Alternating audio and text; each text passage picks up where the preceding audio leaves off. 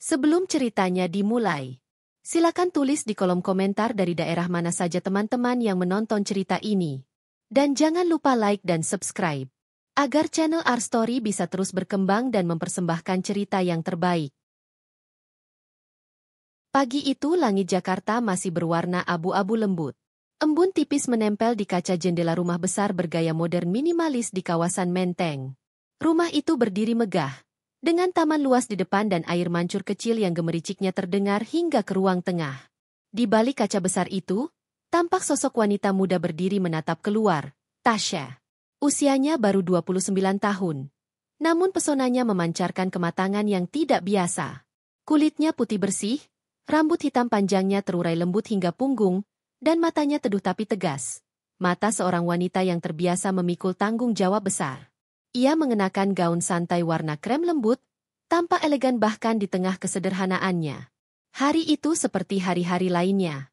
Tasya memulai pagi dengan segelas teh hangat di balkon lantai 2 rumahnya, sembari membuka laptop dan meninjau laporan keuangan dari perusahaan milik keluarganya, Arta Group.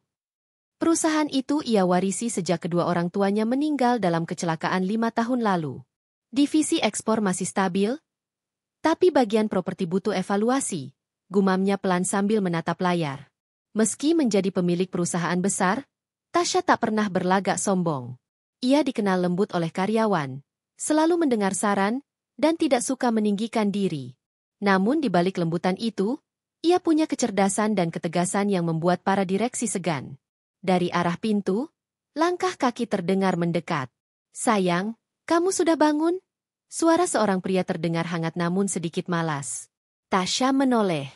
Gunawan, suaminya, baru turun dari kamar. Pria berusia 32 tahun itu berwajah tampan dan berpenampilan rapi. Ia mengenakan kemeja putih yang masih belum dikancing sempurna, rambutnya sedikit berantakan, membuatnya terlihat maskulin. Tasya tersenyum kecil. "Sudah dari subuh. Kamu baru bangun?" Gunawan menguap kecil sambil duduk di kursi seberang. "Iya, semalam lembur lagi. Banyak urusan proyek yang harus aku tangani. Kamu tahu sendiri, jadi suami pengusaha seperti kamu itu ya, banyak tanggung jawab tambahan." Nada suaranya santai, tapi ada sedikit nada menyindir di ujung kalimat. Tasya menatapnya sejenak, lalu hanya tersenyum. "Aku percaya kamu sibuk, Wan, tapi jaga kesehatan juga, ya?" Gunawan mengangguk tanpa banyak bicara. Ia langsung membuka ponsel, jari-jarinya cepat mengetik pesan kepada seseorang. Tatapannya serius, bahkan tak sempat melirik istrinya yang masih duduk di hadapannya. Tasya menatapnya sekilas, tapi tak berkata apa-apa. Ia sudah terbiasa dengan pemandangan itu belakangan ini. Gunawan memang sering tampak sibuk dengan telepon, tapi Tasya memilih untuk percaya. Dalam hatinya, ia selalu berusaha berpikir positif. Cinta baginya adalah soal kepercayaan. Beberapa jam kemudian, suasana rumah kembali sunyi. Tasya duduk di ruang kerja di lantai 2, menghadap jendela besar yang memperlihatkan pemandangan taman. Di meja kayu coklat muda itu tersusun rapi beberapa dokumen penting, buku catatan bisnis, dan foto pernikahan mereka. Foto itu diambil 4 tahun lalu, di hari pernikahan mereka yang megah. Gunawan berdiri di samping Tasya, tersenyum penuh kebanggaan. Sementara Tasya memeluk lengannya dengan senyum yang begitu tulus. Di foto itu, mereka tampak sempurna. Namun Tasya tahu, kesempurnaan kadang hanya tampak dari luar. Ia menghela napas pelan. "Apakah bahagia memang harus terlihat seperti ini?" gumamnya lirih. Sejak menikah, Gunawan jarang terlibat dalam urusan bisnis. Ia memilih mengurus proyek pribadi yang katanya menghasilkan banyak uang, meski Tasya jarang tahu detailnya. Tapi ia tak ingin mencurigai suaminya. Dalam pikirannya, setiap pernikahan pasti butuh ruang dan saling percaya. Sore hari, Tasya duduk di taman belakang. Ia suka duduk di sana sambil membaca atau sekadar menikmati suara burung. Angin sore meniup rambutnya lembut. Ia tampak seperti sosok yang sempurna, tenang, anggun, dan bahagia. Namun kebahagiaan itu tak sepenuhnya nyata. Sudah beberapa bulan terakhir, ia merasa jarak antara dirinya dan Gunawan semakin jauh. Mereka jarang bicara lama, jarang makan malam bersama, dan Gunawan selalu punya alasan untuk tidak pulang tepat waktu. Pernah suatu malam, Tasya menunggu suaminya hingga lewat tengah malam. Ia menyiapkan makan malam, lilin kecil di meja, dan segelas anggur merah. Tapi Gunawan tak pulang. Saat akhirnya pulang menjelang pagi, alasan yang keluar hanyalah, "Maaf, sayang. Ada klien penting yang harus aku temui." Tasya tak pernah memperdebatkannya. Ia hanya tersenyum kecil, padahal matanya merah karena menahan tangis. Suatu siang, Tasya menerima telepon dari sekretaris pribadinya, Rani. "Bu Tasya, ada laporan keuangan yang perlu Ibu cek. Ada beberapa transaksi besar yang tidak ada catatan perintah dari kantor pusat," kata suara di seberang. Tasya sempat terdiam, alisnya berkerut. "Transaksi besar? Dari rekening mana?" "Dari rekening perusahaan cabang, Bu. Nilainya cukup signifikan." "Baik, kirim semua datanya ke email saya. Jangan bilang siapa-siapa dulu," ucap Tasya cepat, nadanya mulai serius. Setelah menutup telepon, ia bersandar di kursi. Wajahnya tetap tenang, tapi matanya menatap kosong. Ada sesuatu yang mulai ia rasakan, sesuatu yang tak bisa dijelaskan. Seolah ada rahasia besar yang bersembunyi di balik rutinitas yang tampak normal. Malamnya, Tasya duduk di ruang tamu sambil menunggu Gunawan. Jam sudah menunjukkan pukul 10 malam. Hujan turun perlahan di luar, menambah sepi suasana rumah. Lampu gantung di ruang tamu memantulkan cahaya lembut ke dinding putih bersih. Pintu depan akhirnya terbuka. Gunawan masuk, wajahnya sedikit lelah tapi tetap tampan. "Kamu belum tidur?" tanyanya sambil melepas sepatu. "Aku tunggu kamu," jawab Tasya pelan. "Aku cuma ingin makan malam bareng, tapi sepertinya sudah terlalu malam." Gunawan hanya menghela napas. "Aku udah makan di luar, sayang. Capek banget hari ini." Ia kemudian langsung naik ke lantai atas tanpa menoleh lagi.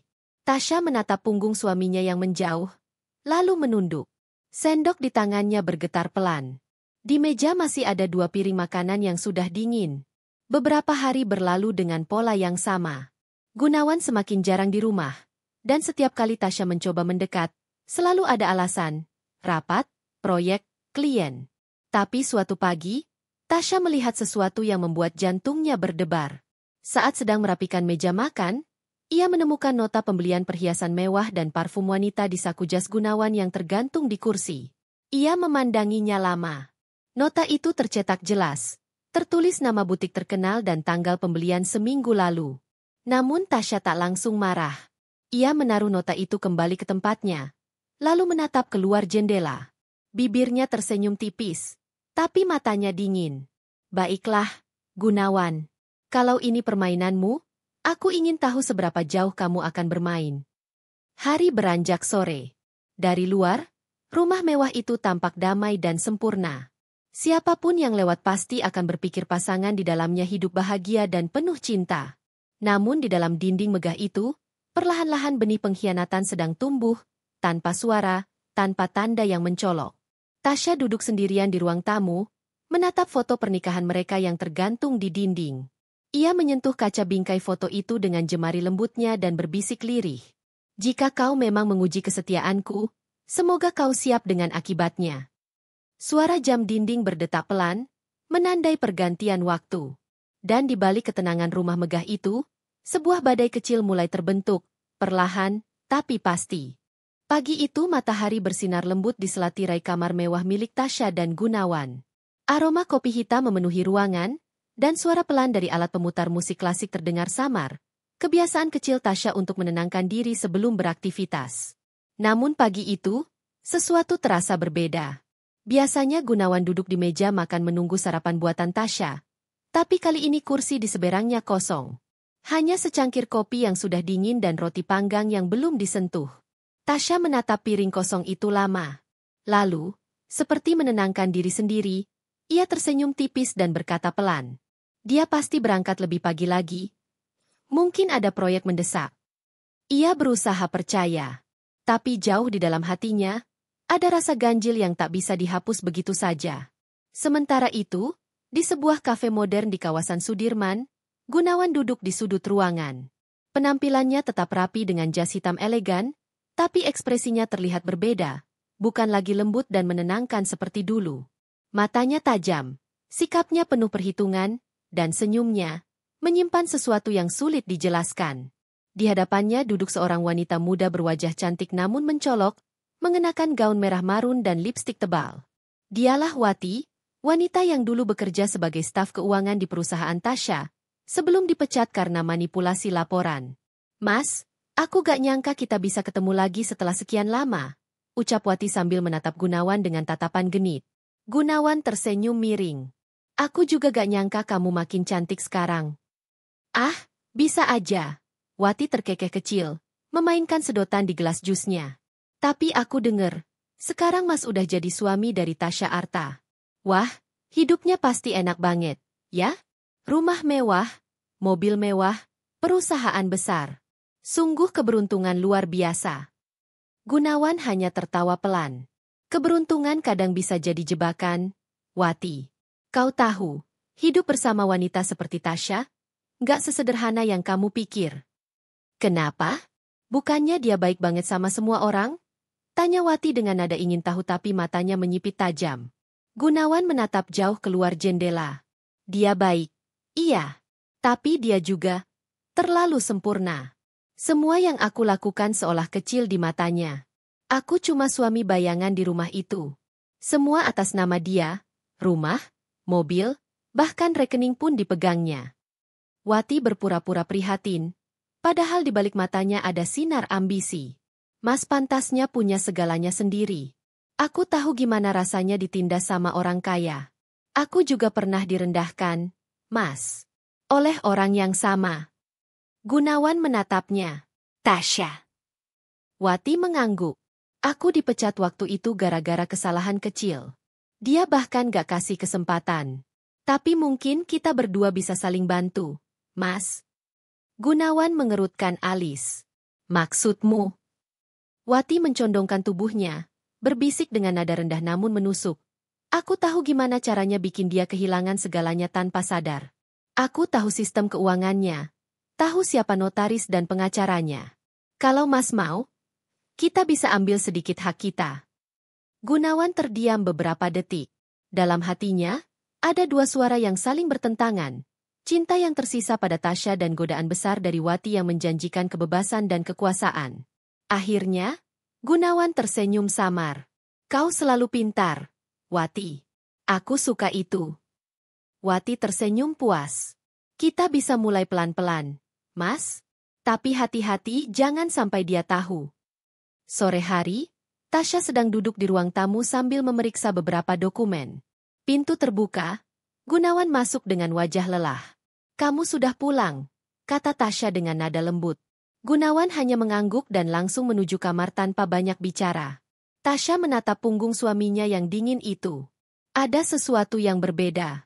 Dulu, setiap kali Gunawan pulang, ia selalu mencium kening Tasya, menanyakan kabar, atau sekadar bercerita tentang hari-harinya.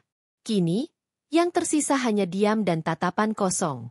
Beberapa hari berikutnya, perubahan itu semakin terasa. Gunawan mulai jarang tidur di rumah. Ia sering bilang ada proyek di luar kota. Padahal Tasya melihat jadwal perusahaannya sedang tidak ada kegiatan besar. Setiap kali Tasya bertanya, jawabannya selalu sama, "Urusan bisnis, sayang. Jangan khawatir."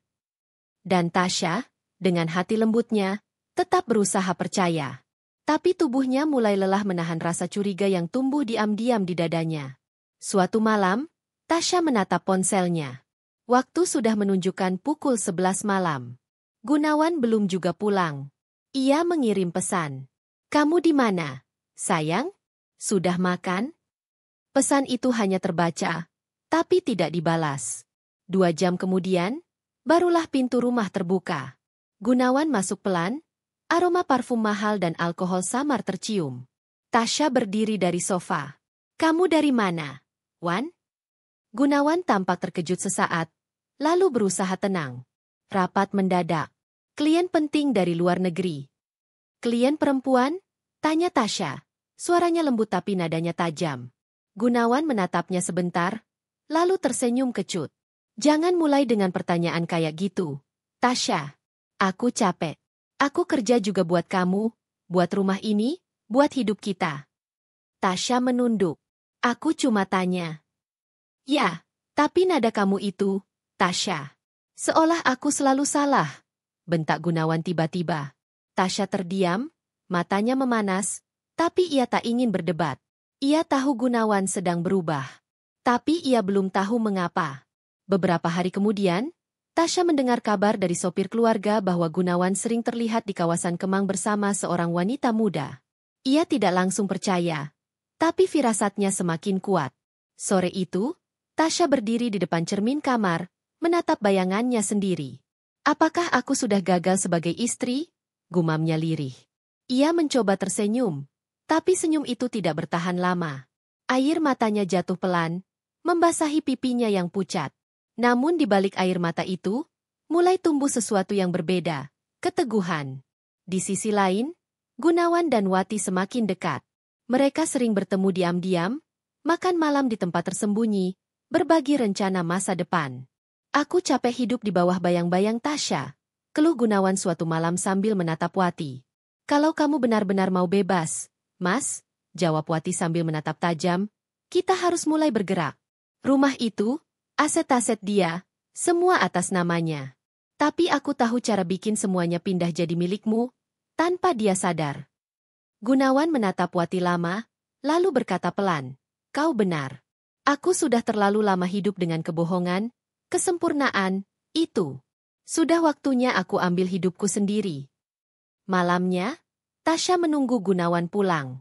Tapi untuk pertama kalinya, ia tidak duduk di ruang tamu dengan wajah gelisah seperti biasanya. Ia duduk di ruang kerjanya, menatap layar laptop yang menampilkan laporan keuangan. Beberapa transaksi mencurigakan mulai muncul. Nominal besar, keluar dari rekening perusahaan tanpa keterangan jelas. Tasya memicingkan mata. Ini aneh, transaksi ini disetujui dengan otorisasi tambahan. Tapi siapa yang berani melakukannya tanpa izin? Tangannya mulai bergetar pelan. Ia merasa sesuatu benar-benar tidak beres. Sementara di tempat lain, Gunawan dan Wati duduk di mobil mewah sambil tertawa kecil. Semua lancar, Mas, kata Wati sambil menatap layar ponselnya. Satu langkah lagi, dan semuanya bakal jadi milik kita. Rumah itu, rekening itu semua bisa kita ambil. Gunawan menatap ke depan, tersenyum tipis. Bagus. Aku sudah muak jadi bayangan. Sekarang, biar dunia tahu siapa Gunawan sebenarnya. Lampu malam Jakarta memantul di kaca mobil mereka, seolah menjadi saksi dari awal kehancuran yang perlahan mendekat. Dan di rumah megah di Menteng, Tasya masih duduk sendiri, memandangi layar laptop yang menampilkan angka-angka mencurigakan. Matanya menajam.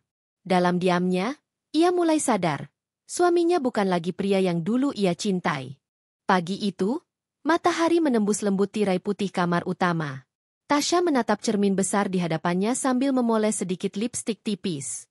Wajahnya terlihat tenang, tapi jauh di balik itu, hatinya mulai terusik oleh perubahan Gunawan yang semakin sulit ditebak.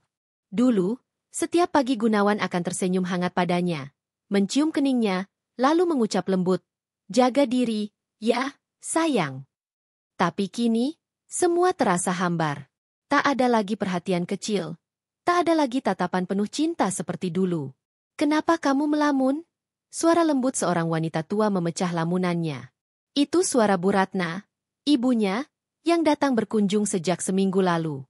Aku cuma mikir, Bu, Gunawan akhir-akhir ini sibuk banget.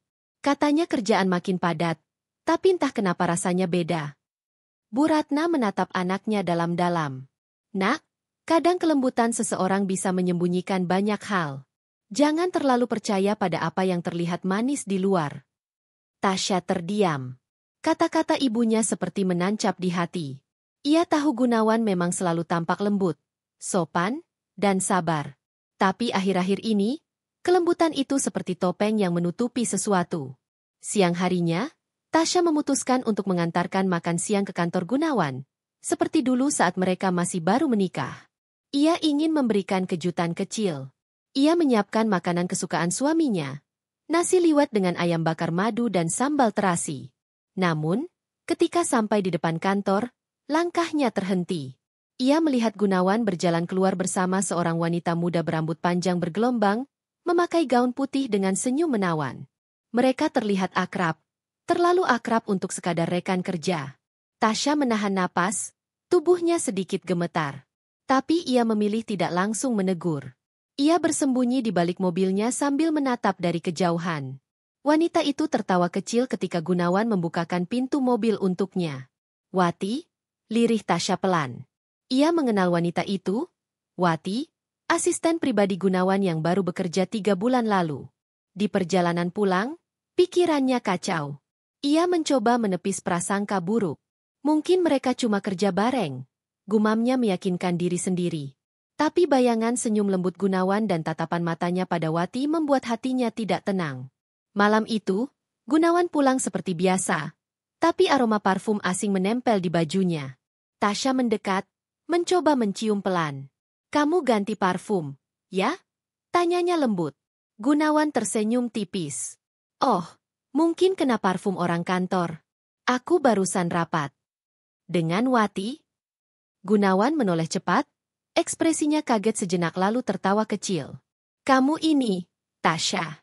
Masa cemburu sama asisten?" Tasya tersenyum samar. "Bukan cemburu, cuma penasaran aja. Kamu kelihatan dekat dengannya." Gunawan mendekat, mencubit pipi istrinya. "Kamu lucu banget, sayang. Aku nggak mungkin ada apa-apa sama dia." Namun, di balik senyumnya yang lembut, Tasya bisa merasakan ada sesuatu yang disembunyikan. Beberapa hari kemudian, Tasya menemukan kejanggalan lain. Saat ia sedang menata berkas-berkas keuangan keluarga di ruang kerja rumah, ia melihat satu map hilang. Map berwarna hitam yang berisi salinan sertifikat rumah mereka. Ia yakin betul pernah menaruhnya di laci bawah. Ia mencari ke seluruh ruangan tapi tak menemukannya. Ketika Gunawan pulang malam itu, Tasya mencoba bertanya hati-hati. "Mas, kamu ambil map hitam di ruang kerja, ya?" Gunawan tampak berpikir. "Map hitam? Oh, itu mungkin aku bawa ke kantor. Ada data penting, aku mau cek ulang pajaknya." "Kenapa nggak bilang aku dulu?" Gunawan tersenyum lembut. "Aku nggak mau kamu repot, sayang. Sudah, kamu istirahat aja. Semua urusan rumah tangga biar aku yang urus." Kalimat itu terdengar manis, tapi bagi Tasya, ada nada samar yang membuat bulu kuduknya meremang. Sejak saat itu, ia mulai memperhatikan setiap gerak-gerik Gunawan. Ia perhatikan jadwalnya, nada bicaranya, bahkan pesan-pesan yang ia kirimkan lewat ponsel. Dan malam berikutnya, ketika Gunawan tertidur pulas, Tasya memberanikan diri membuka ponsel suaminya. Sidik jarinya masih tersimpan, jadi ponsel itu terbuka dengan mudah. Ada satu nama yang membuat jantungnya berdegup kencang, Wati Dua Hati. Tangannya gemetar saat membuka pesan itu. Di layar tertulis, "Mas, aku udah nggak sabar nunggu semuanya selesai. Aku pengen kita bisa hidup berdua tanpa harus sembunyi-sembunyi lagi." Tasya menutup mulutnya agar tidak berteriak. Air mata langsung menetes tanpa bisa ditahan. Tapi di tengah rasa sakit yang menyayat itu, bibirnya justru perlahan tersenyum getir. "Jadi ini rahasiamu di balik kelembutanmu, Gunawan," gumamnya pelan. Ia menatap ke arah suaminya yang sedang tertidur lelap di ranjang. "Baiklah, Mas. Kalau kau ingin bermain di balik senyum lembutmu, aku juga bisa memainkan peranku. Tapi jangan salah langkah, karena kamu tidak tahu, permainan ini sudah mulai berjalan." Malam itu, untuk pertama kalinya, kelembutan Tasya berubah menjadi ketenangan yang menakutkan. Ketenangan dari seseorang yang mulai menyusun rencana balas dendam dengan hati dingin. Sejak malam itu, Tasya tak lagi menjadi wanita yang sama. Wajahnya tetap lembut, tutur katanya tetap sopan. Tapi matanya kini menyimpan sesuatu yang berbeda, ketenangan yang dingin dan penuh perhitungan. Ia tahu, apa yang dilihatnya di ponsel Gunawan bukan sekadar godaan sesaat. Itu adalah pengkhianatan nyata, dan ia harus memastikannya sendiri. Pagi-pagi sekali, Tasya berpura-pura sibuk di dapur. Sementara Gunawan bersiap untuk berangkat kerja, ia memandangi suaminya dengan tatapan yang sulit diartikan. "Mas, nanti pulang jangan terlalu malam, ya? Aku masak makanan kesukaanmu," ucapnya lembut. Gunawan menatapnya sebentar, sedikit heran karena Tasya tampak sangat tenang. "Iya, sayang. Aku usahain pulang cepat." Senyum Tasya tampak manis.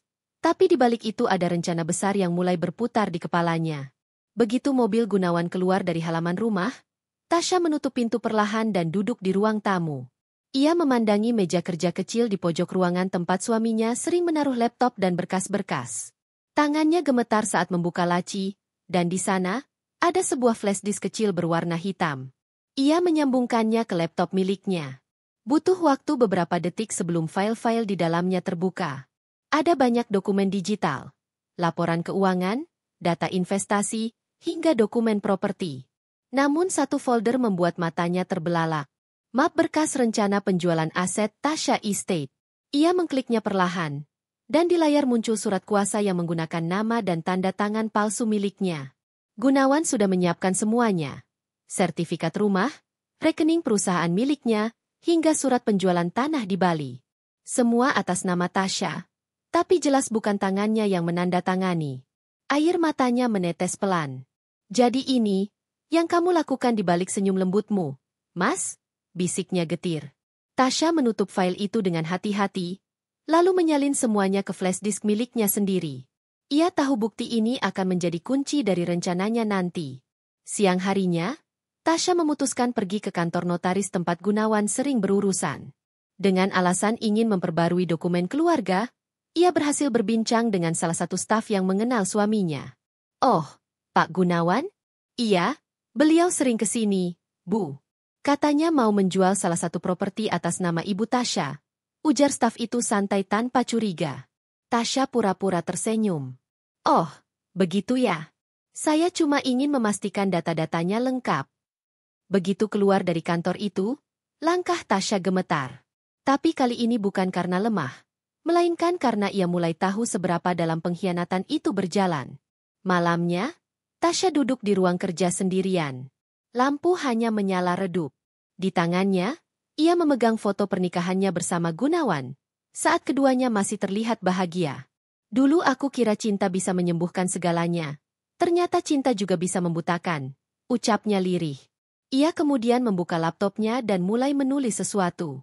Dokumen bertajuk, Halaman menghadap atas rencana cadangan tahap 1.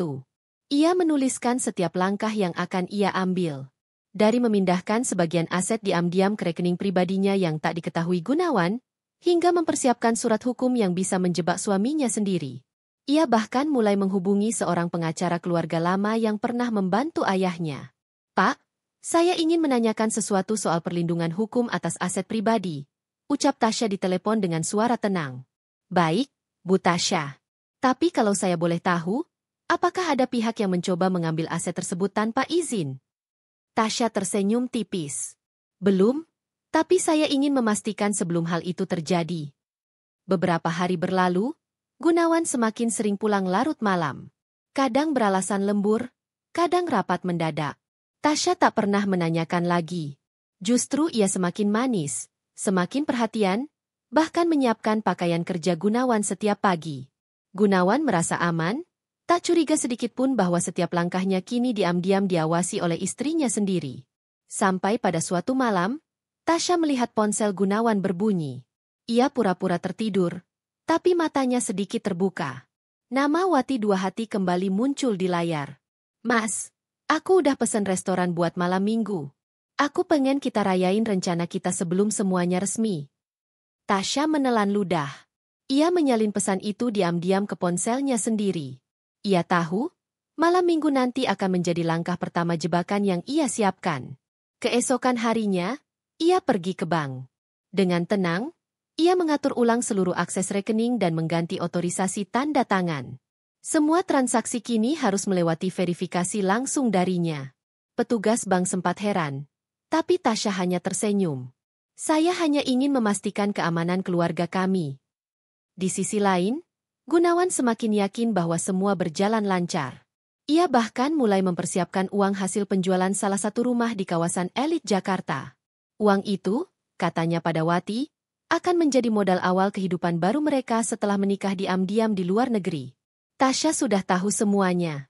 Setiap pesan, setiap rencana, bahkan setiap pertemuan rahasia mereka kini tak lagi tersembunyi. Malam sebelum pertemuan mereka, Tasya berdiri di balkon rumahnya, menatap langit yang mendung. Besok, akan jadi awal dari semuanya, katanya pelan. Wajahnya lembut, Tapi matanya tajam seperti seseorang yang sudah siap membalas dendam dengan caranya sendiri. Ia menatap cincin di jarinya. Kau pikir aku lemah, Gunawan? Tapi sebenarnya, semua ini sudah aku kendalikan dari awal.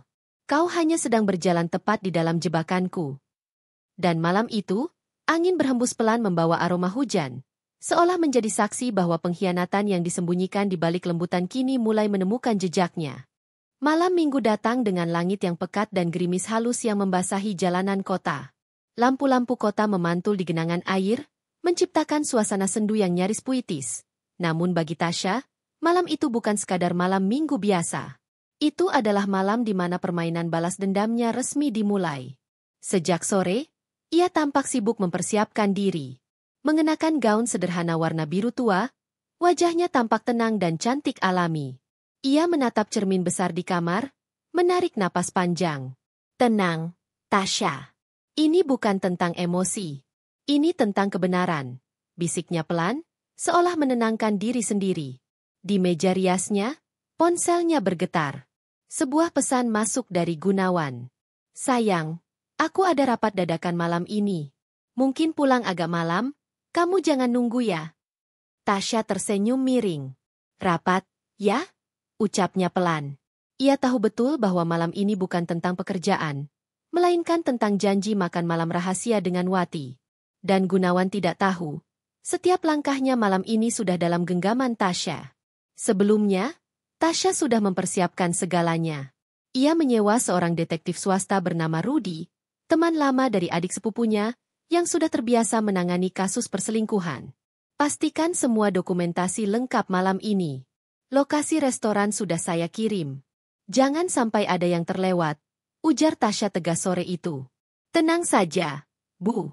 Kami akan ambil gambar dari 3 sudut, termasuk CCTV restoran. Suami ibu dan wanita itu tidak akan sadar. Baik, balas Tasya. Setelah itu, kirim semua rekaman padaku malam ini juga. Menjelang malam, Tasya keluar dari rumah dengan mobil keduanya, diam-diam. Ia mengenakan mantel panjang dan topi kecil, berusaha tidak menarik perhatian. Ia tak berniat menemui Gunawan langsung, hanya ingin menyaksikan dengan mata kepala sendiri bagaimana suaminya menghancurkan kepercayaannya. Restoran itu terletak di lantai atas sebuah hotel mewah. Dari kejauhan, melalui kaca mobilnya, Tasya melihat sosok Gunawan duduk di sudut ruangan, mengenakan kemeja putih rapi, wajahnya berseri. Di depannya duduk Wati, wanita muda yang tampak bersemangat dan bahagia, mengenakan gaun merah menyala. Tasya menatap mereka lama. Gerimis di kaca membuat pandangannya sedikit buram, tapi hatinya justru semakin jernih. Ia mengeluarkan ponselnya dan menyalakan perekam suara kecil yang telah disinkronkan dengan alat perekam milik Rudy di dalam restoran. Mas, setelah rumah itu laku, kita bisa mulai semuanya dari nol. Ya, aku pengen tinggal di luar negeri aja, jauh dari semua orang. Iya, sayang. Semua sudah siap. Aku cuma perlu pastiin semua aset atas nama Tasya udah beres. Minggu depan uangnya cair. Tasya nggak curiga. Enggak. Dia terlalu polos buat sadar. Tasya menutup matanya sejenak. Setiap kata yang keluar dari mulut Gunawan terasa seperti belati. Tapi bukan air mata yang jatuh, melainkan sebuah senyum tipis penuh kendali. Bagus, bisiknya pelan. Kau baru saja menandatangani kehancuranmu sendiri, Mas. Setelah makan malam selesai, Gunawan dan Wati terlihat turun ke parkiran. Tasya menunggu beberapa menit, lalu memutar mobilnya menjauh. Ia tidak ingin mereka tahu ia di sana. Ia sudah mendapatkan semua yang ia butuhkan, bukti, waktu, dan ketenangan untuk melanjutkan langkah berikutnya. Sesampainya di rumah, Tasya langsung menyalakan laptop dan menerima pesan dari Rudy. Map berkas video dan rekaman sudah dikirim. Semua jelas terlihat. Ia membuka file itu satu persatu. Di layar, terlihat Gunawan menggenggam tangan Wati, berbicara penuh janji manis, bahkan sempat menyentuh pipinya dengan lembut. Adegan yang dulu hanya miliknya kini dipertontonkan tanpa malu. Tasya menatap layar itu lama. Lalu dengan tenang ia menekan tombol, Save as Evidence. Ia kemudian membuka dokumen baru berjudul Halaman menghadap atas rencana cadangan tahap 2, eksekusi. Malam semakin larut, tapi matanya tak menunjukkan tanda kelelahan. Di mejanya, sudah tersusun rapi salinan sertifikat rumah, dokumen pernikahan, dan bukti pengkhianatan digital. Ia tahu, sebentar lagi Gunawan akan melangkah lebih jauh, menjual rumah, memindahkan dana, dan mengira dirinya tak tahu apa-apa. Tapi justru disitulah letak kekeliruannya. Sekitar pukul 11 malam, suara mobil terdengar di halaman. Gunawan baru pulang. Ia tampak lelah tapi bahagia. Tasya menyambutnya seperti biasa, tanpa tanda curiga sedikit pun. "Kamu udah makan, Mas?" Tanyanya lembut sambil menuangkan air hangat ke gelas. "Udah. Di kantor tadi ada rapat, makan sekalian." "Oh, gitu," Tasya tersenyum. "Capek banget, ya?" "Iya, sedikit. Kamu kok masih bangun?" "Cuma kangen." Gunawan tertawa kecil, mencium kening istrinya sekilas, lalu naik ke kamar. Tasya memandanginya dengan tatapan datar. Ia tahu, pria itu tidak menyadari betapa setiap langkahnya malam ini telah terekam sempurna. Begitu Gunawan tidur, Tasya berjalan ke ruang kerjanya. Ia membuka laptop lagi dan memeriksa kembali file video yang baru diterimanya. Ia menatapnya dengan tatapan dingin. "Mas Gunawan," ucapnya lirih, "kau tidak pernah tahu siapa sebenarnya istrimu." Malam itu, di bawah cahaya redup, Tasya menulis sebuah surat kecil dan menyimpannya di laci meja. Surat itu bukan untuk sekarang, tapi untuk nanti, saat waktunya tiba, ketika jebakan itu tertutup sempurna. Di luar, hujan mulai turun deras. Dan di dalam hati Tasya, badai yang sama mulai menggulung perlahan. Bukan badai amarah, tapi badai ketenangan yang akan menghancurkan lawan dengan senyum lembut. Karena malam minggu itu bukan malam cinta bagi Gunawan dan Wati. Malam itu adalah malam yang terencana. Malam di mana jebakan Tasya mulai berjalan dengan halus, perlahan, dan mematikan. Pagi itu langit tampak cerah, tapi bagi Tasya, hari itu justru menjadi hari yang paling gelap dalam hidupnya, sekaligus paling penting dalam rencana besarnya. Gunawan bersiap rapi sejak pagi. Ia tampak lebih bersemangat dari biasanya. Jas abu-abu, parfum mahal, jam tangan mewah yang dulu dibelikan Tasya, semua ia kenakan. Ia bahkan bersiul kecil di depan cermin. Tasya memperhatikannya dari jauh. "Mas mau kemana?" tanyanya lembut, seolah tak tahu apa-apa. Gunawan tersenyum lebar. "Ada urusan kantor, sayang. Aku harus ketemu klien besar." "Klien besar?" Tasya tersenyum samar. "Semoga urusannya lancar, ya?" Gunawan mengecup pipinya sekilas, lalu bergegas keluar rumah. Begitu mobil suaminya menghilang di tikungan, senyum di wajah Tasya perlahan lenyap. Ia berdiri di depan jendela, memandang kosong ke arah gerbang. "Klien besar itu, ya? Atau pembeli rumah ini?" Gumamnya dingin. Ia tahu dengan pasti hari itu Gunawan akan melakukan sesuatu yang selama ini ia sembunyikan. Menjual rumah mewah mereka yang bernilai 200 miliar. Rumah yang dibangun dari hasil jerih payah Tasya, dari bisnis yang dulu ia kelola sebelum menikah. Beberapa jam kemudian, Tasya menerima pesan dari detektif Rudy. "Bu Tasya, mereka sekarang di kantor notaris Jalan Sudirman, bersama calon pembeli dan Wati." Tasya menghela napas panjang. Ia sudah menduga. Tapi kali ini, ia tak akan hanya menonton. Ia ingin menjadi saksi langsung, dari balik bayangan rencananya sendiri. Ia mengenakan kacamata hitam dan mantel panjang, lalu mengendarai mobil pribadinya menuju lokasi. Tak jauh dari gedung itu, ia berhenti dan mengamati dari kejauhan. Dari balik jendela mobil, Tasya melihat jelas. Gunawan tampak duduk berhadapan dengan pria paruh-baya dan seorang wanita muda di sisinya, Wati. Di meja, terlihat map coklat besar. Di dalamnya tentu dokumen kepemilikan rumah mereka. Gunawan tersenyum ramah, penuh percaya diri. Rumah itu luasnya 1.200 meter persegi, lengkap dengan taman belakang dan kolam renang. Semua atas nama istri saya, tapi surat kuasanya sudah saya pegang. Jadi transaksi bisa langsung ditandatangani. Pria pembeli itu mengangguk puas. 200 miliar, sesuai kesepakatan. Kami transfer setelah tanda tangan selesai. Dari jauh, Tasya bisa melihat Wati menggenggam tangan Gunawan di bawah meja, seolah memberikan semangat. Air mata Tasya hampir menetes, tapi ia menahannya. Ia sudah mempersiapkan semuanya. Ia tahu, Gunawan tidak sadar bahwa surat kuasa yang ia pegang sudah tidak lagi berlaku. Seminggu sebelumnya, Tasya telah mengganti seluruh dokumen legal di notaris dan bank dengan bantuan pengacaranya, Pak Dimas. Semuanya dilakukan secara diam-diam dan sah. Artinya, semua surat kuasa lama yang digunakan Gunawan otomatis batal dan tidak memiliki kekuatan hukum apapun. Di dalam gedung, saat notaris hendak memulai proses tanda tangan, ia tampak ragu. "Maaf, Pak Gunawan," ucapnya hati-hati. "Saya baru saja mendapat pemberitahuan bahwa surat kuasa yang Bapak gunakan sudah tidak valid." Gunawan mengerutkan dahi. "Apa maksud Anda? Ini surat resmi." "Betul, tapi 2 minggu lalu, Ibu Tasya mengajukan pembatalan kuasa atas semua aset pribadi. Jadi secara hukum, Bapak tidak lagi berhak menandatangani apapun tanpa kehadiran beliau." Wati mulai panik. "Mas, gimana ini?" Gunawan mencoba tenang. "Pasti ada kesalahan," sergahnya. Ia segera mengeluarkan ponsel dan menelpon Tasya. Di dalam mobil, Tasya melihat namanya muncul di layar ponsel. Ia tersenyum pelan sebelum mengangkatnya. "Halo, Mas." "Tasya, ini gimana? Surat kuasa rumah kita kok dibatalkan? Aku jadi nggak bisa jual rumah itu." "Kamu ngapain, sih?" Suaranya meninggi. Tasya diam sejenak, lalu menjawab lembut, "Oh, kamu maksud rumah yang kamu mau jual diam-diam dengan Wati itu, ya?" Gunawan tercekat. "Kamu tahu?" Tasya menahan tawa kecil. "Mas Gunawan, kamu pikir aku sebodoh itu? Semua sudah aku ketahui sejak awal. Bahkan, aku yang meminta notaris membatalkan kuasa itu." "Jadi, kamu menjebak aku?" Suaranya mulai gemetar.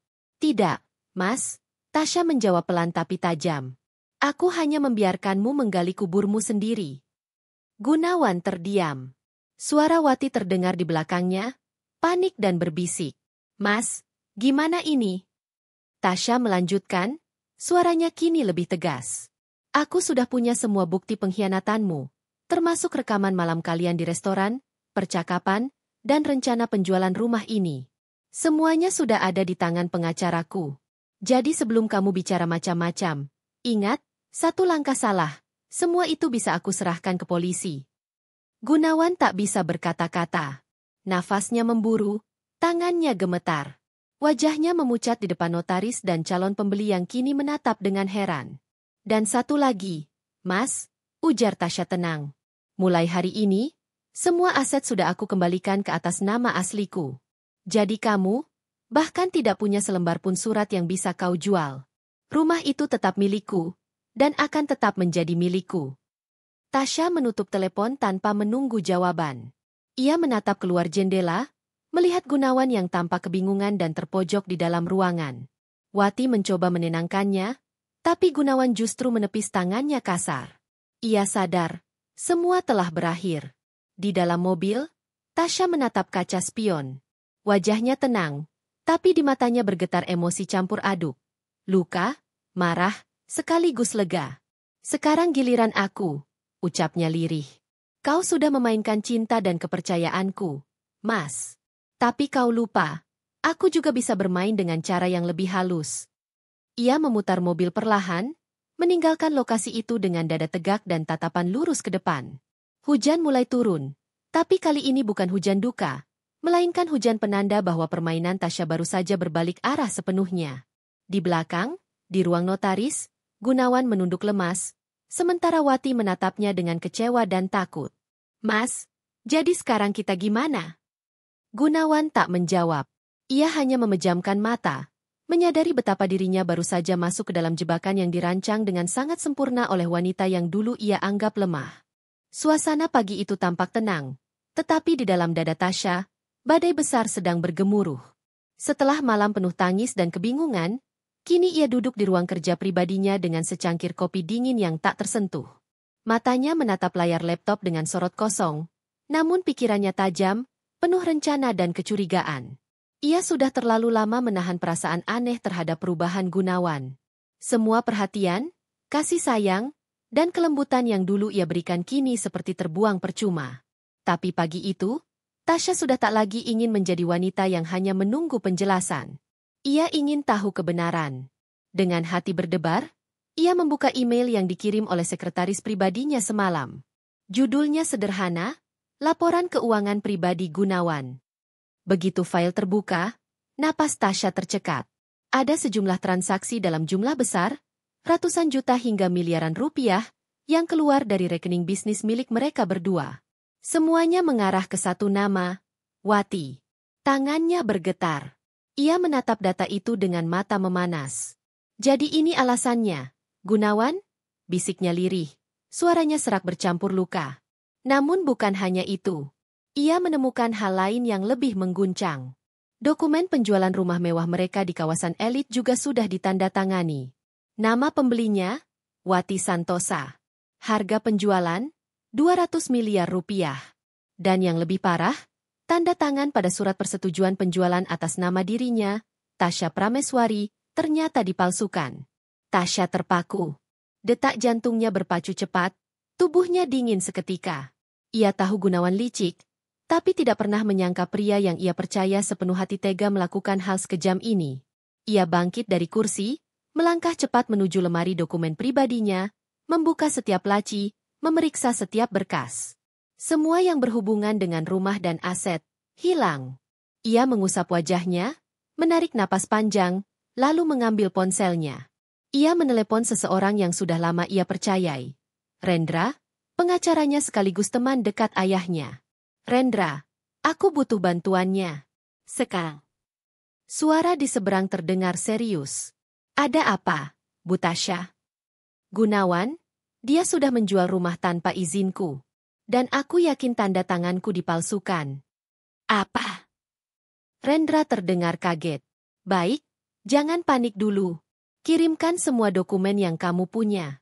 Aku akan telusuri legalitasnya.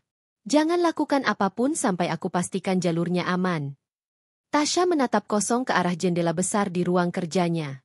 Di luar sana, matahari mulai naik, seolah dunia tetap berjalan normal. Tapi bagi Tasya, hidupnya baru saja berbalik arah. Malamnya, Tasya tidak bisa tidur. Ia duduk di ruang tamu, memandangi foto-foto lamanya bersama Gunawan.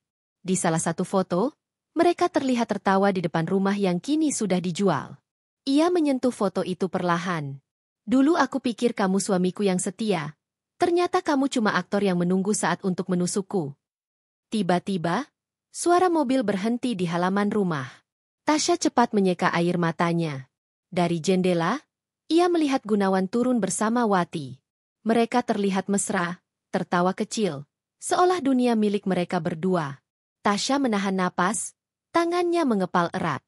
Ia tidak keluar menyambut. Ia hanya berdiri diam di balik tirai, menatap dua pengkhianat itu dengan mata penuh bara.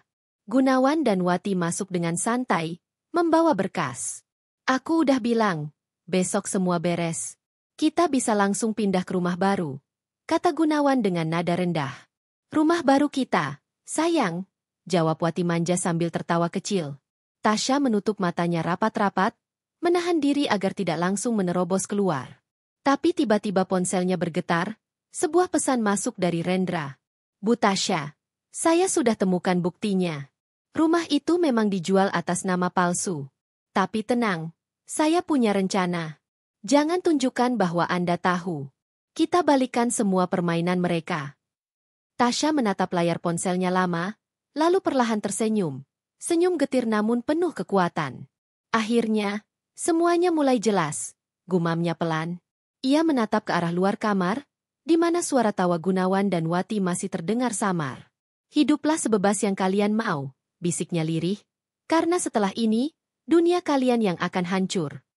Malam itu, untuk pertama kalinya, Tasya merasa tak lagi lemah. Luka yang ia rasakan berubah menjadi tenaga. Dan tanpa Gunawan tahu, rencana besar pembalasan Tasya baru saja dimulai. Malam itu, angin berembus pelan di halaman rumah besar yang kini terasa asing bagi Tasya. Rumah yang dulu dipenuhi tawa, kini hanya menyisakan gema kesunyian. Ia duduk di ruang kerjanya, menatap tumpukan dokumen yang sudah tertata rapi di meja kaca. Semua rencana kini mulai terbentuk dalam pikirannya, tersusun satu demi satu dengan ketenangan yang menyeramkan. Sejak Rendra memberikan laporan lengkap tentang penjualan rumah dan pemalsuan tanda tangan, Tasya tidak lagi terpaku dalam kesedihan. Ia mulai bergerak. Dalam diam, ia menyusun strategi yang bahkan tak akan disadari oleh Gunawan dan Wati. Kalau mereka bisa menipu dengan licik, aku bisa membalas lebih halus, ucapnya pelan sambil menatap berkas. Pagi harinya, Tasya berpenampilan seperti biasa, anggun, lembut, dan tenang. Ia menyapa Gunawan yang sedang duduk di ruang makan sambil membaca koran. Pagi, Mas, sapanya lembut. Gunawan mengangkat wajahnya, sedikit kaget melihat Tasya tampak tenang. Pagi, sayang, jawabnya hati-hati. Ia tak menyangka istrinya masih bisa bersikap seolah tidak tahu apa-apa. Tasya tersenyum kecil sambil menuang kopi untuk Gunawan. Kamu kelihatan lelah akhir-akhir ini. Banyak kerjaannya? Gunawan hanya mengangguk pelan. Iya, banyak urusan bisnis yang harus dibereskan. Oh begitu. Tasya menatapnya dalam diam, lalu berkata lirih. Aku harap semua lancar. Aku tahu kamu selalu punya rencana besar. Gunawan tersenyum tipis, merasa seolah Tasya masih mempercayainya. Ia tidak tahu bahwa setiap kata lembut dari bibir Tasya kini adalah bagian dari permainan. Beberapa hari kemudian, Tasya mulai mengatur langkah. Dengan bantuan Rendra dan tim kepercayaannya, ia diam-diam membuka rekening cadangan atas nama perusahaan baru miliknya, PT Tasya Prameswari Group, yang sebenarnya sudah berdiri sejak lama, namun selama ini tidak ia sentuh. Semua aset lama yang masih legal atas namanya perlahan ia pindahkan ke rekening baru itu, dengan transaksi yang tampak normal. Rendra menemuinya di kafe mewah sore itu. Semua sudah aman, Bu. Aset yang masih atas nama Anda sudah dipindahkan ke tempat yang tidak bisa dijangkau siapapun. Termasuk suami Anda. Tasya menyesap tehnya perlahan. Bagus. Aku tidak mau mereka tahu bahwa aku masih punya segalanya. Dan soal rumah? Tanya Rendra. Tasya menatap jendela, melihat pantulan dirinya. Aku biarkan saja dulu. Aku ingin mereka merasa menang. Biar mereka percaya bahwa aku benar-benar sudah kehilangan segalanya. Malamnya, Gunawan dan Wati datang dengan wajah penuh senyum. Mereka baru saja menandatangani dokumen final dari penjualan rumah. Tasya, besok kita pindah ke apartemen sementara ya, ucap Gunawan santai sambil duduk di sofa. Kenapa? Tanya Tasya lembut. Ya, rumah ini udah laku. Nanti uangnya bisa kupakai untuk investasi baru. Tasya tersenyum samar. Oh begitu ya, Mas? Wah, cepat sekali prosesnya. Kamu memang pintar. Wati yang duduk di samping Gunawan hanya melirik sinis, lalu berkata dengan nada menantang. Iya, Bu Tasya. Mas Gunawan tuh visioner. Kalau terus sama ibu, mungkin gak bakal maju-maju. Tasya memalingkan wajah, menatap Wati tanpa senyum. Tatapannya tajam namun tenang. Ya mungkin kamu benar, Wati. Tapi kadang orang yang terlalu cepat merasa menang, tidak sadar bahwa kakinya sedang menginjak jebakan. Wati tertawa kecil, menganggap itu sekadar sindiran tak berarti. Tapi dalam hati, ia sedikit gelisah dengan ketenangan Tasya yang tak biasa. Beberapa hari berikutnya, Tasya mengajak Gunawan bertemu di kantor notaris dengan alasan ingin mengurus surat pisah harta secara resmi. Aku cuma ingin semuanya jelas. Mas, aku tidak mau kamu terus menanggung beban kalau aku tidak bisa berkontribusi di bisnis kamu, katanya lembut. Gunawan berpikir Tasya sudah menyerah. Ia dengan senang hati menandatangani beberapa dokumen tanpa membaca detailnya. Padahal, dokumen itu bukan hanya surat pisah harta, melainkan surat pelepasan hak dari aset yang tersisa, yang secara hukum kini sepenuhnya berpindah ke Tasya melalui perusahaan barunya. Rendra yang duduk di sisi Tasya hanya menunduk menahan senyum kecil. Semua berjalan sesuai rencana. Setelah urusan selesai, Gunawan memeluk Tasya ringan. Kamu memang istri baik. Aku harap kita bisa tetap baik-baik aja walaupun nanti. Tasya menatapnya dalam-dalam. Tentu, Mas. Aku hanya ingin kamu bahagia. Gunawan tersenyum puas dan meninggalkan ruangan bersama Wati. Begitu pintu tertutup, Tasya menarik napas panjang. Satu langkah lagi, dan semua yang mereka curi akan kembali padaku. Rendra menatapnya dengan kagum. Kamu luar biasa tenang, Bu. Mereka benar-benar tidak sadar sudah masuk ke dalam rencana Anda. Tasya hanya menatap kosong ke depan. Aku tidak akan marah. Aku tidak akan menangis. Aku hanya akan menunjukkan bahwa aku bisa menghancurkan mereka tanpa perlu berteriak. Malam itu, ia menulis di buku catatan kecil yang selalu ia simpan di laci. Balas dendam terbaik bukan dengan amarah, tapi dengan bukti bahwa aku tidak bisa dikalahkan. Di luar, langit tampak gelap, dan hujan mulai turun. Tapi di dalam hati Tasya, api kecil balas dendam mulai menyala terang. Ia tahu waktunya sudah dekat. Sebentar lagi Gunawan dan Wati akan menyadari bahwa harta yang mereka ambil bukanlah kemenangan, melainkan jerat yang perlahan menutup leher mereka sendiri. Pagi itu, udara Jakarta terasa lembab dan berat. Di sebuah apartemen mewah di kawasan elit, Gunawan dan Wati duduk santai di ruang tamu, menikmati sarapan di atas meja marmer besar. Di antara tawa kecil dan pujian manja, keduanya tampak seperti pasangan yang sedang menikmati awal kehidupan baru. Gila, Mas! Akhirnya kita punya semuanya, ucap Wati sambil tersenyum puas. Uang hasil penjualan rumah itu cukup buat modal nikah, bisnis, bahkan beli properti baru. Gunawan tersenyum sombong sambil meneguk kopinya.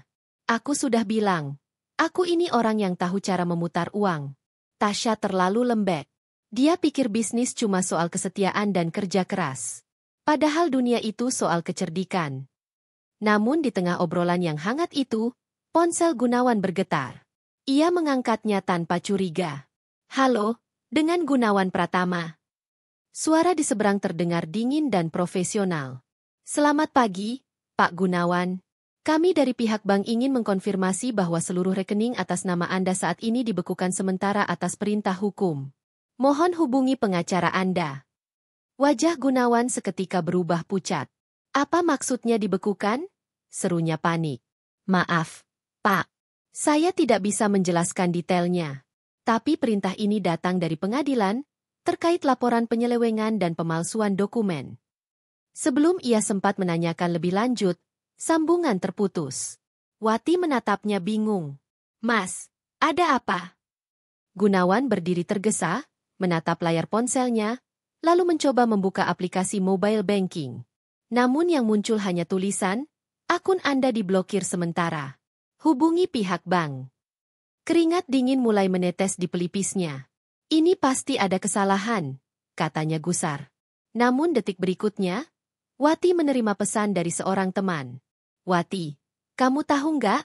Katanya properti yang kamu beli itu bermasalah. Surat kepemilikannya ditarik. Itu katanya aset sengketa. Wati langsung menatap Gunawan dengan wajah panik. Mas, ini apa-apaan? Kok rumah yang kita beli katanya bermasalah?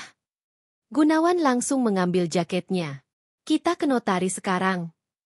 Mereka melaju dengan mobil mewah menuju kantor notaris tempat transaksi rumah dilakukan. Namun begitu sampai, mereka disambut dengan wajah serius oleh petugas. Maaf, Pak Gunawan, Bu Wati. Dokumen penjualan rumah itu tidak sah secara hukum. Tanda tangan Bu Tasya Prameswari dinyatakan palsu berdasarkan laporan dari pihak pengacara beliau. Gunawan terpaku di tempat. Tidak sah? Tidak mungkin. Kami sudah tanda tangan semuanya di depan notaris. Petugas itu menatapnya dengan tegas. Tapi notaris yang Anda gunakan sudah ditahan untuk investigasi. Semua bukti menunjukkan bahwa Anda berdua terlibat dalam pemalsuan dan transaksi ilegal. Kami sarankan Anda segera menghubungi pengacara Anda sebelum dipanggil penyidik. Wati hampir pingsan di tempat. Mas, kita bisa masuk penjara? Gunawan menatap sekeliling dengan mata gelap. Dunia seolah runtuh di depan matanya. Dan di saat itulah, pintu kantor terbuka perlahan. Langkah sepatu berhak tinggi terdengar mendekat, teratur dan berwibawa.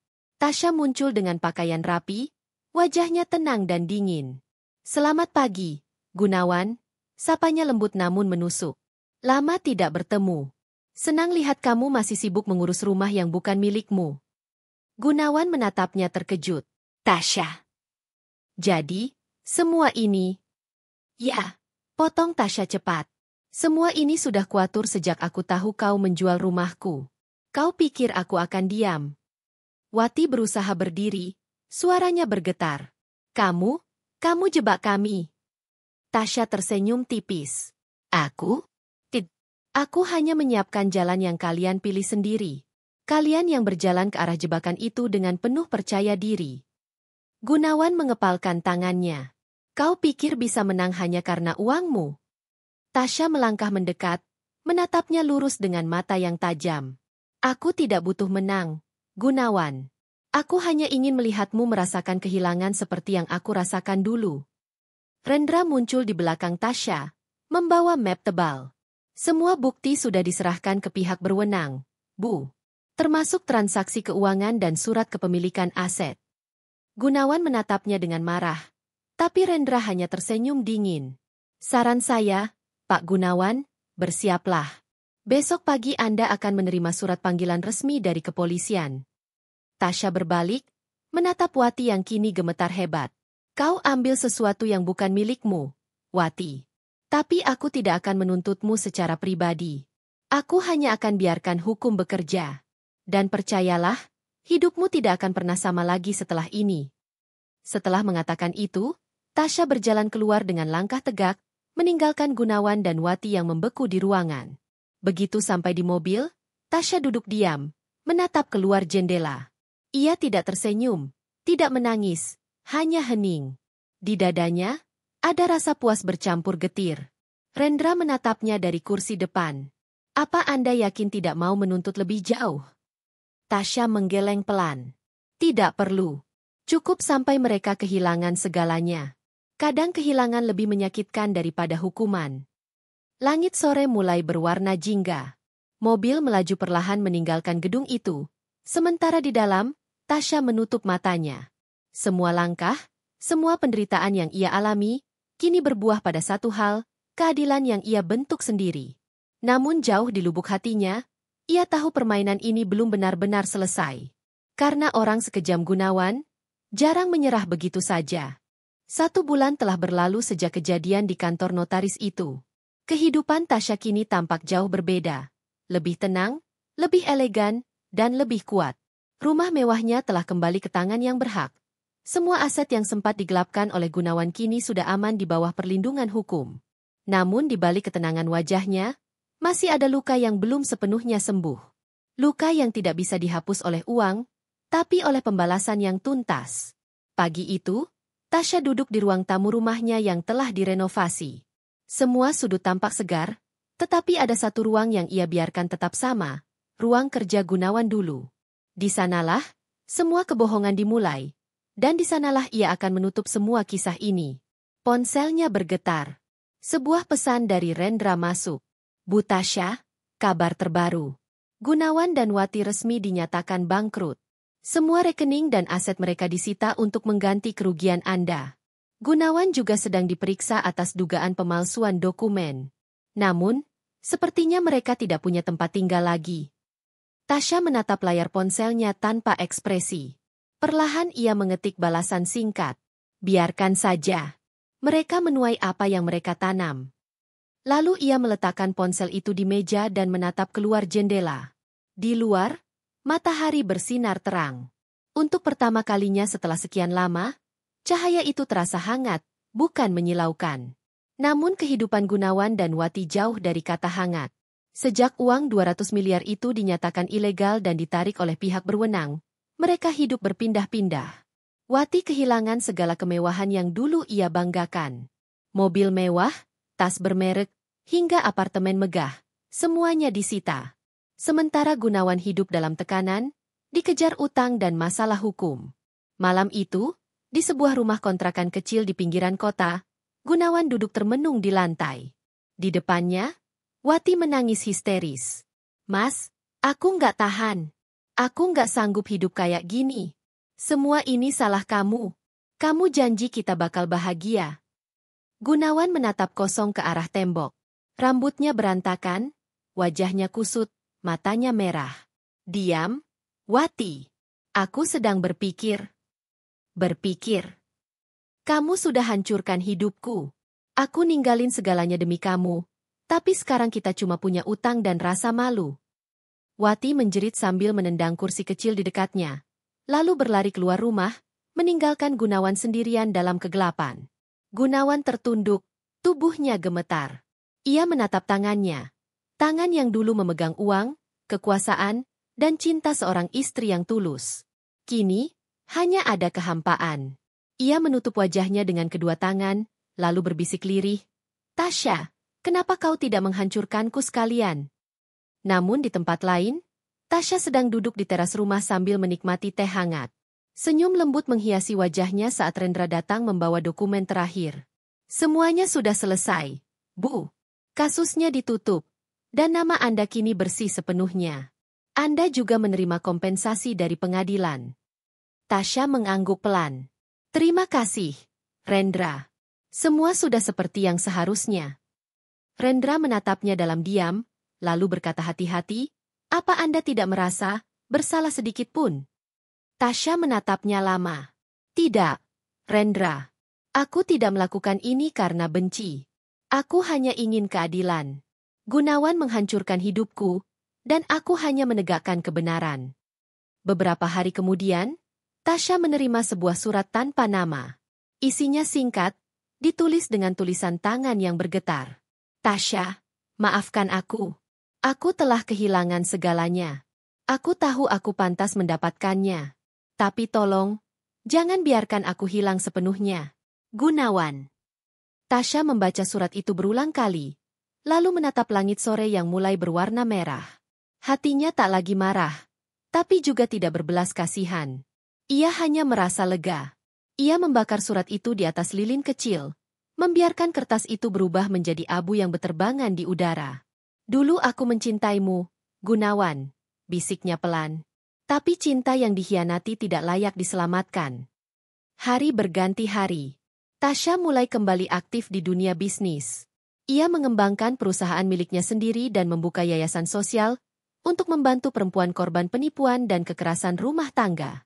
Banyak orang datang kepadanya untuk belajar bagaimana bangkit tanpa harus menjadi korban selamanya. Suatu pagi, seorang wartawan menemuinya untuk wawancara. "Bu Tasya, banyak orang mengagumi ketegaran Anda. Apa rahasianya bisa tetap tenang setelah kehilangan segalanya?" Tasya tersenyum kecil. "Karena saya tidak pernah benar-benar kehilangan. Saya hanya sedang diajari oleh kehidupan untuk melihat siapa yang benar-benar tulus." Wartawan itu tersenyum, lalu bertanya, "Dan suami Anda?" Tasya menatap jauh, ke arah taman yang penuh bunga. "Suamiku? Biarlah dia menjadi bagian dari masa lalu. Aku sudah memaafkan, tapi aku tidak akan pernah lupa." Ketika wartawan itu pergi, Tasya berdiri di balkon rumahnya. Angin sore berhembus lembut, memainkan rambut hitamnya yang terurai. Ia memejamkan mata, merasakan kedamaian yang sudah lama tidak ia rasakan. Semua sudah berakhir. Tidak ada lagi air mata, tidak ada lagi dendam. Hanya ada seorang wanita yang pernah dihancurkan, namun memilih untuk bangkit dan menjadi lebih kuat dari sebelumnya. Sambil menatap langit yang mulai gelap, Tasya berbisik pelan. "Balasan terakhir bukan menghancurkan mereka, tapi membuktikan bahwa aku tak pernah bisa dihancurkan." Dan dengan itu, lembar kehidupan Tasya yang penuh luka akhirnya tertutup dengan tenang. Ia bukan lagi wanita yang dikhianati. Ia kini adalah simbol kekuatan, harga diri, dan pembalasan yang paling elegan. Selesai.